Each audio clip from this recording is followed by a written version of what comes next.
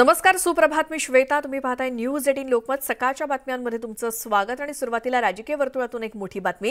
हिवाळी अधिवेशनाच्या आधी राज्य मंत्रिमंडळाचा विस्तार होणार नसल्याचं स्पष्ट झालंय. याचं कारण म्हणजे मुख्यमंत्री एकनाथ शिंदे यांनी स्वतःकडील खात्यांचं अधिवेशनापुरतं तात्पुरतं वाटप केलं इतर मंत्र्यांकडे. मंत्रिमंडळातील पूर्वीच्या मंत्र्यांकडे मुख्यमंत्री शिंदे यांनी त्यांच्याकडे असलेल्या खात्यांची अतिरिक्त जबाबदारी अधिवेशन काळापुरती सोपवलेली आहे. आणि त्यामुळेच हे स्पष्ट होतंय की अधिवेशनाआधी खाते वाटप काही होणार नाही. आपण ग्राफिक्सच्या माध्यमातून पाहूयात.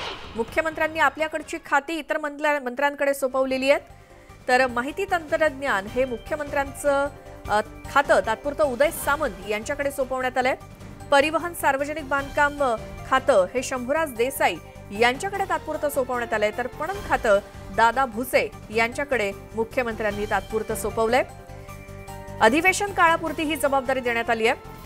सामाजिक न्याय आणि विशेष सहाय्य खातं संजय राठोड यांच्याकडे तात्पुरतं देण्यात आलंय. तर मृदा आणि जलसंधारण खातं तानाजी सावंत यांच्याकडे मुख्यमंत्र्यांनी सोपवलंय. अल्पसंख्याक विकास आणि औकाफ हे अब्दुल सत्तार यांच्याकडे खातं सोपवण्यात आलंय.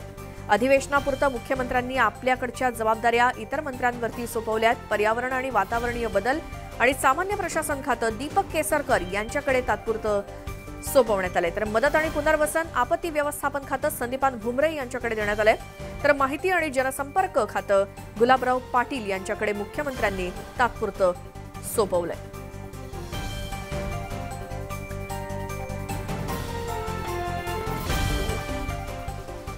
यानंतर पुढची बातमी आहे महत्त्वाची.